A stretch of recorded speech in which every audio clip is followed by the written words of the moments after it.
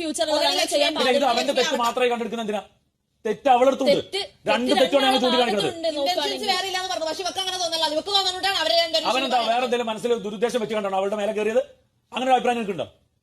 ഉണ്ടെന്നല്ല ഇപ്പൊ പറഞ്ഞത്. അങ്ങനൊന്നും പറയരുത്, കാരണം അത് പുറത്തേക്ക് പോകുന്നത് ഇവളെ പോലെ തന്നെ ആ ചെറുക്കനൊരു ലൈഫുണ്ട്. ഈ കുട്ടി പെൺകുട്ടിയെ പോലെ തന്നെ ആ പയ്യനൊരു ലൈഫുണ്ട് പുറത്ത്. കിടന്നത് ഞാൻ സോറി പറഞ്ഞു, ഇങ്ങനെ അൺകംഫർട്ടബിൾ ആയത് ഞാൻ പറഞ്ഞപ്പോ ഓനും സോറി പറഞ്ഞു. അല്ലാതെ ഞാൻ ഇവൻ എന്നെ ആ രീതിക്ക് കണ്ടോണ്ടാണ് ഇവിടെ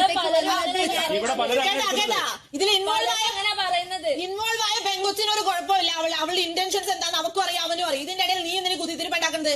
നിനക്ക് എന്താ അവരുടെ എക്സ്പീരിയൻസ് ഉണ്ടായിട്ടുണ്ടോ? ഒരാളെ പറ്റിയിട്ട് അപവാദം പറഞ്ഞു.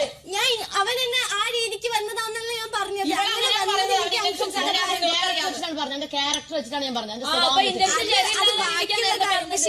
ഞാൻ അതുകൊണ്ട് ഞാൻ പറഞ്ഞത്.